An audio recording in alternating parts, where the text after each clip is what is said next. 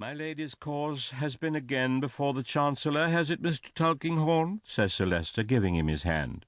Yes, it has been on again today, Mr. Tulkinghorn replies.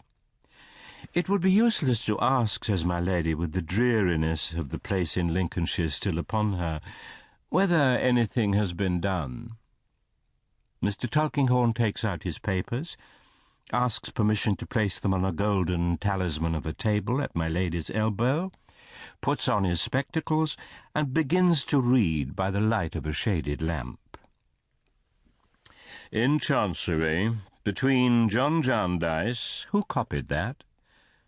Mr. Tulkinghorn stops short, surprised by my lady's animation and her unusual tone. Why do you ask? Anything to vary this detestable monotony. Oh, go on, do. Mr. Tulkinghorn reads again. The heat is greater, my lady screens her face. Sir Leicester dozes, starts up suddenly, and cries, "Eh, what do you say?" "I say, I'm afraid," says Mr. Tulkinghorn, who has risen hastily, "that Lady Deadlock is ill."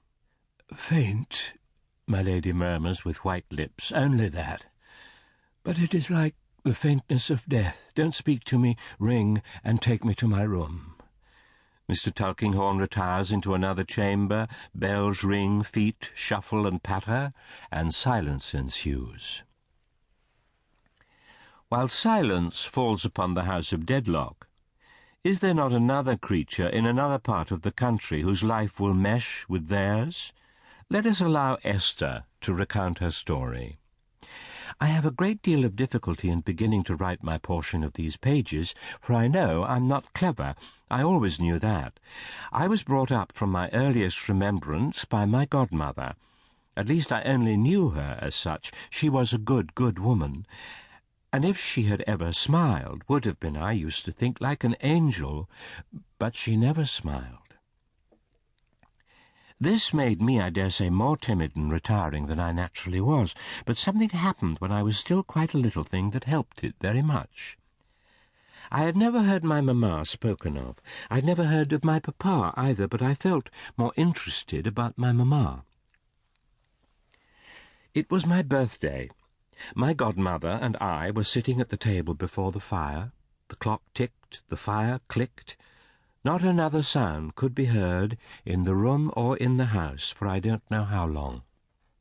I happened to look timidly up from my stitching across the table at my godmother, and I saw in her face, looking gloomily at me, "It would have been far, far better, little Esther, that you had had no birthday, that you'd never been born." I broke out crying and sobbing, and I said, "Oh, dear godmother, tell me, pray, do tell me, did mamma die on my birthday?" Standing me before her, she said slowly in a cold, low voice, "Your mother, Esther, is your disgrace, and you were hers. The time will come, and soon enough, when you will understand this better, and will feel it, too, as no one save a woman can." I went up to my room and crept to bed, and laid my doll's cheek against mine, wet with tears, and holding that solitary friend upon my bosom, cried myself to sleep. It must have been 2 years afterwards, when one dreadful night my godmother was laid upon her bed. For more than a week she lay there, little altered outwardly, with her old, handsome, resolute frown that I so well knew carved upon her face. On the day after my poor good godmother was buried, a gentleman in black with a white neckcloth appeared. "My name is Ken," she said. "You may remember it, my child, Kenge and Carboy, Lincoln's Inn." Mr. Jarndyce of Bleak House, being aware of the, I would say, desolate position of our young friend, offers to place her where her comfort shall be secured. Now what does our young friend say? Take time, take time. What the destitute subject of such an offer tried to say I need not repeat. What she felt, and will feel to her dying hour, I could never relate.